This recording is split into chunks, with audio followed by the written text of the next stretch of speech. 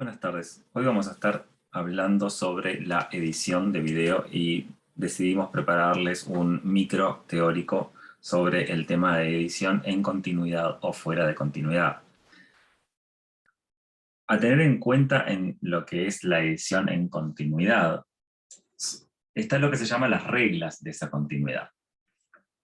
En relación con la historia, con los personajes, con lo que se está narrando, ¿no? Una de las cosas que hay que tener en cuenta justamente es la continuidad de la puesta en escena, es decir, todo lo que estoy viendo y todo lo que no estoy viendo en cuadro.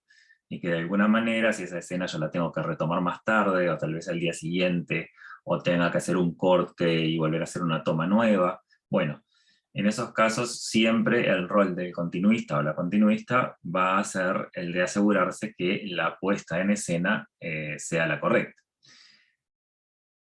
Por supuesto, eso tiene que ver con la posición de los actores o actrices que están en la escena, cómo se mueven, hacia dónde, si existen, bueno, elementos de la escenografía que deban estar en una toma y en la siguiente, en los props también, la iluminación, ¿no? Que a veces también puede fallar por algún motivo, sobre todo cuando estamos trabajando durante el día y el rodaje se nos prolonga un poquito y suceden cambios en la luz natural, o mismo si filmamos brevemente, alcanza con que esté nublado o esté soleado si no estoy usando tamices o filtros, como para que haya alguna variación en la luz, y por lo tanto me pueda llegar a modificar la continuidad. Por lo menos que el espectador lo note, ¿no? Por otro lado, la continuidad, por supuesto, del drama, ¿no? La actuación dramática, el guión, lo que está escrito por guión, que de alguna manera lo separamos en un guión técnico y bueno, estamos reconstruyendo la historia que se aproxime lo más posible al guión literario, por más que sabemos que en montaje muchas veces nos deshacemos de escenas que no nos convencen o incorporamos algunas que tal vez se filmaron como backup o como un b-roll y las estamos agregando. Bueno, pueden existir esas variaciones, es normal, es muy común que suceda, pero tendríamos de todas formas que respetar en gran parte, por supuesto, el guión, ¿no? Si se trata de una comedia, si se trata de un drama, si es alguna otra obra de ficción, en el género que sea, thriller, por ejemplo, bueno, justamente hay una historia que se cuenta, hay una historia que se rueda, y hay una historia que se edita. La continuidad de ritmo, justamente como aclara ahí, continuidad rítmica, la continuidad emocional o emotiva, la continuidad de tono vocal en un diálogo o en otras circunstancias. Bueno, todo esto hace un poco también a la actuación.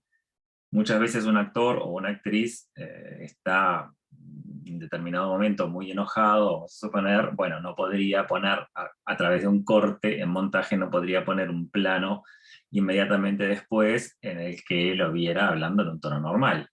Entonces ahí estamos hablando de que hay una continuidad que se está rompiendo y que no es creíble. La continuidad de tono vocal también tiene un poco que ver con esto, y es que, bueno, que tenemos sutiles variaciones de tono vocal a lo largo del día o en determinadas circunstancias. Entonces, de alguna manera deberíamos estar atentos a mantener esa continuidad. La regla de los 180 grados, o la regla del eje de acción, nos está diciendo, como se ve del lado izquierdo, que las cámaras van a tener que estar colocadas siempre sobre un lado del eje y no saltarse de ese eje, en la medida de lo posible y en la medida que estamos hablando de reglas de edición en continuidad. Porque si no, lo que va a suceder es que se vea raro, para empezar, y que me genere una situación poco creíble. El eje de acción, en este caso, la persona que está cocinando allí unas trufas, está preparando unas trufas y bañándolas en chocolate, todas las tomas que yo tengo que hacer respecto al proceso de elaboración de esas trufas, después vamos a ver un pequeñito video, tienen que estar sobre el mismo lado del eje de acción. Si yo cruzo ese eje y me paro del otro lado de ese señor que está cocinando, va a suceder lo que aparece en la fotografía además a la derecha. Se queda muy raro hacer una toma del otro lado del eje de acción. El eje de acción se establece, es lo que se llama el eje de las miradas también, ¿no? O sea, son las dos. A veces coinciden, a veces no. En el eje de acción también estamos hablando sobre la posición de los personajes, hacia dónde es que se va, si se va de izquierda a derecha, de frente, hacia atrás, cómo sucede esa acción en el cuadro. Y por otro lado tenemos el eje de las miradas, ¿no? El eje, cualquier momento en que hay un diálogo, o simplemente los personajes se están mirando en cuadro, o uno está mirando al otro, aunque el otro esté mirando hacia afuera.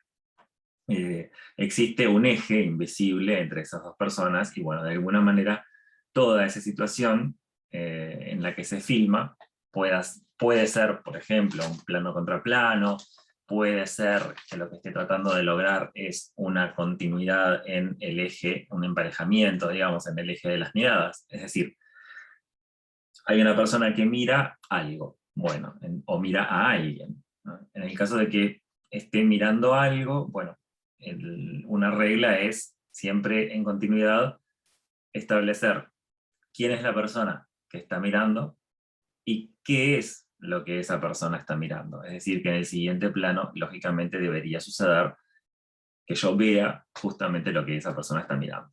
Muchas veces también se trabaja con el montaje subjetivo, es decir, la cámara pasa a ser los ojos del personaje porque está colocada en un determinado lugar que simularía esa mirada del personaje, y por lo tanto puedo ir y venir de esa cámara subjetiva.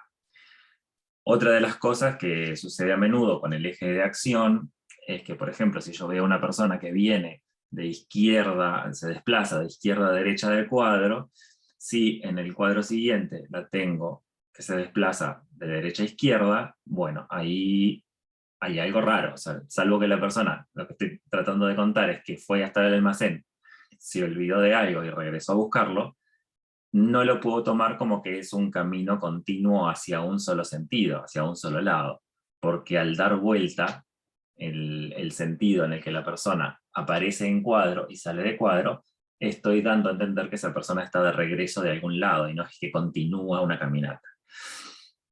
Muchas veces para salvar esa situación, por cualquier motivo, si yo tengo una persona que está caminando de izquierda a derecha y después voy a tener una toma, o voy a precisar, por X motivo no lo pude grabar, vaya uno a saber, y lo que tengo es una persona que se desplaza de derecha a izquierda, bueno, una de las cosas que puedo hacer es neutralizar ese eje de acción. ¿De qué manera? Colocando a una persona, viéndola como que viene hacia mí, o como que se va, se aleja, ¿no? Entonces tengo una persona que está acercándose de frente o alejándose y está de espaldas. Bueno, esa toma yo la puedo colocar, ese plano, yo lo puedo colocar entre el plano de izquierda a derecha y el plano de derecha a izquierda. Con lo cual, lo que voy a hacer de alguna manera es, bueno, marqué un lugar neutral que me permitiría de alguna forma saltar ese eje de acción, y que la siguiente toma no parezca que la persona está volviendo, sino que está yendo justamente hacia un lugar determinado. La regla de los 20 milímetros y 30 grados. Esta regla lo que me dice es que si yo voy a colocar nuevamente un plano al lado del otro en montaje, una de las cosas que tendría que respetar, aparte del eje de acción que ya vimos, es que la siguiente toma del siguiente plano tenga al menos una variación de 20 milímetros en distancia focal y 30 grados en angulación. ¿Qué quiere decir?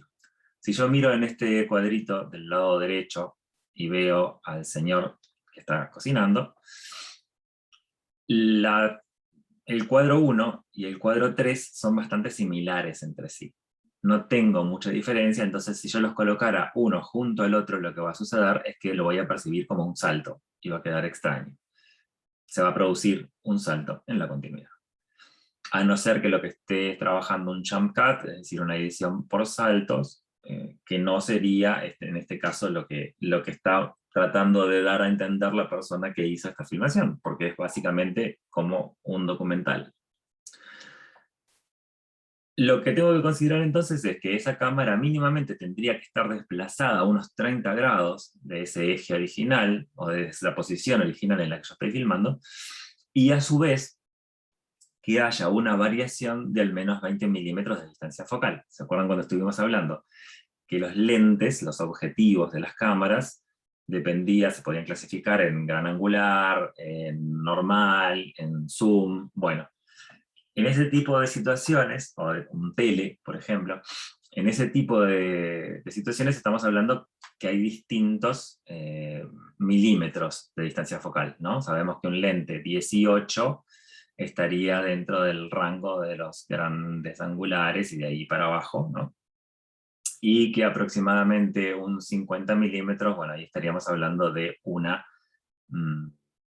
angulación que se aproxima, perdón, una distancia focal, que se aproxima bastante a la mirada humana, ¿no? Entre 50 y 55 milímetros.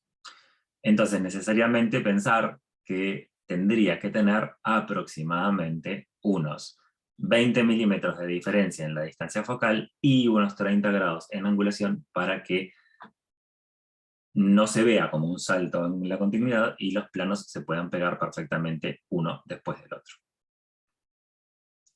El corte en la acción, bueno, lo que me está hablando esto es que si yo coloco, como se está viendo ahora en pantalla, si yo coloco una cámara que está tomando, por ejemplo, a la persona en la batea y después colocando las trufas ahí en la bandeja, lo que estoy viendo es que en cuanto la mano baja, paso a la bandeja, y cuando la mano sube, vuelvo a la batea. Entonces lo que estoy haciendo ahí es cortar en la acción y el movimiento es mucho más fluido.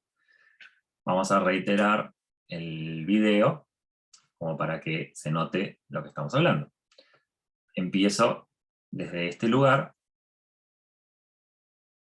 y ahora sí, perdón por la demora, estamos viendo cuándo se produce un corte en la acción y cuándo no, ¿no? En el segundo caso estamos trabajando con un corte lo más transparente posible o invisible posible, porque el cocinero al bajar el brazo ya lo estoy tomando.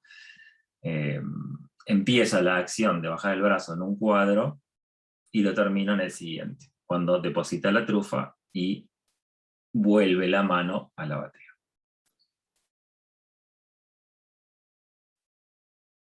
La edición, cuando estamos hablando de edición compleja, ¿no? Es un poquito más avanzado que esto que estamos viendo.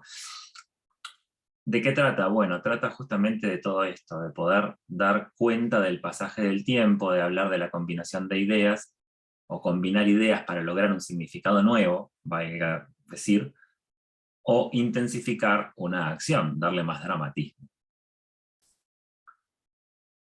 Einstein, como lo ven allí en pantalla, había hablado en su momento, en los años 20, acerca de lo que consideraba las 5 posibles variaciones en los métodos de montaje, ¿no? Que él está planteando ahí. Los diferentes sistemas que yo puedo utilizar para montar una película. De nuevo con la idea de que montar es crear un nuevo significado. Entonces, me está hablando por una parte de un montaje métrico, por otra parte de un montaje rítmico, un montaje tonal, sobretonal e intelectual. El corte en salto, lo agregamos allí, no es un tema de Einstein, pero sí lo queríamos de alguna manera adicionar a estos métodos de montaje, porque de alguna forma estoy creando también nuevos significados a través del corte en salto. En el montaje métrico lo que importa es la duración, o sea, todos los planos tienen la misma duración cronometrada, como quien dice, y no importa lo que esté sucediendo en ese plano. En el montaje rítmico, bueno, la duración determina la emoción, por un lado, o la emoción determina la duración. Pero en este caso, estamos hablando de que la duración determina la emoción. a planos más cortos, el resultado emocional de ese ritmo, digamos, de planos, al estar cortando cada vez más rápido, cada vez más lento, voy a generar diferentes cosas. Con lo cual, lo puedo usar tanto como para trabajar un aspecto más como de comedia, como un aspecto más dramático, depende de cómo lo manejes. El montaje tonal, como dice allí, se basa en la emoción, en el qué está pasando. O sea, ya tanto no me importa el tema de cronometrar o mantener un ritmo determinado, sino lo que me va a determinar, valga la redundancia, el corte, o en qué lugar voy a cortar, es la emoción, lo que está pasando. Entonces ahí se me va a abrir un abanico de posibilidades, desde hacer planos muy cortos a planos muy largos. Bueno, justamente la comedia tiene un ritmo de planos que se suceden bastante más rápido, y el drama, por lo general, los planos son un poco más, los cortes, perdón, de un plano al siguiente son un poco más espaciados en el tiempo, son un poquito más largos. En general, es un principio que tiene una gran coherencia, ¿no?, en lo que tiene que ver en la diferenciación del drama de la comedia. El montaje sobretonal es cuando se combinan todos estos, y el montaje intelectual es aquel que el significado se da por la yuxtaposición de planos, es decir, del plano A al plano B va a suceder algo, y del plano B al plano C, ¿no?, que de pronto capaz que lo veo como inconexo, o como que no tiene mucho que ver en la narrativa, pero estoy construyendo un significado nuevo a partir de la sumatoria de esos planos. El espectador en su cabeza, de alguna forma, le da un simbolismo, un nuevo significado, a esos planos que se suceden uno a lo largo del otro. Ahí les dejamos algunas posibilidades, como para que ustedes vean estas películas, las exploren un poquito más, y vean, traten de decodificar dónde están esos posibles montajes. Acá también les dejamos otra pequeña lista, como para ver de qué se trata la edición en paralelo y las transiciones. Y por último, les dejamos unos links, videos de YouTube, sobre algunas reglas o técnicas básicas de montaje. Retoma acá un poquito más el tema de Eisenstein. Les dejamos una película para ver, justamente ganadora de un Oscar a la mejor edición, Whiplash. Está mal escrito ahí, tendría que arreglarlo. Sería WHI. Y por último, bueno, las 10 reglas de montaje cinematográfico según el canal de Lecciones de Cine. Y del lado derecho les estamos dejando los dos capítulos, o los dos libros, digamos, que tenemos como bibliografía: El arte cinematográfico y la técnica del montaje cinematográfico. Y ahí, en esos respectivos libros, capítulo 7, capítulo 8, o la sección 3, lo que me va a hablar de los principios del montaje, la relación entre un plano y otro, el trabajo con sonido, que por supuesto están los dos como parte, digamos, de la finalización de la película, y la relación entre el sonido y la imagen. También vimos en clases presenciales que existen dos tipos de corte: el corte en J y el corte en L, se le llama, que de lo que me hablan es que yo puedo separar el sonido del video, ¿no?, y entonces comenzar una escena retomando el sonido de la escena anterior, o continuando con el sonido de la escena anterior, o hacerlo al revés, adelantarme a través del sonido a lo que voy a ver en imagen en la escena siguiente. Podría estar escuchando, por ejemplo, a lo lejos una ambulancia, y después, al cortar y ir al otro plano, ya estoy viendo la ambulancia en ruta y la estoy escuchando un poco más fuerte. Entonces, de alguna forma ahí lo que estoy haciendo es un corte en J, es decir, comienzo con el sonido primero y después me paso el video, y me permite de alguna manera jugar más plásticamente con el sonido, con los diálogos y con algún otro elemento del paisaje sonoro, digamos, de mi película, como para enriquecer esa narrativa. Y vamos hasta ahí, los dejamos con estos posibles ejemplos para que ustedes los estudien, los vean más en profundidad, sobre todo lo que tiene que ver con postproducción y montaje, y por supuesto la persona del equipo que está encargada del tema sonido se vaya también introduciendo en estos aspectos. Muchas gracias.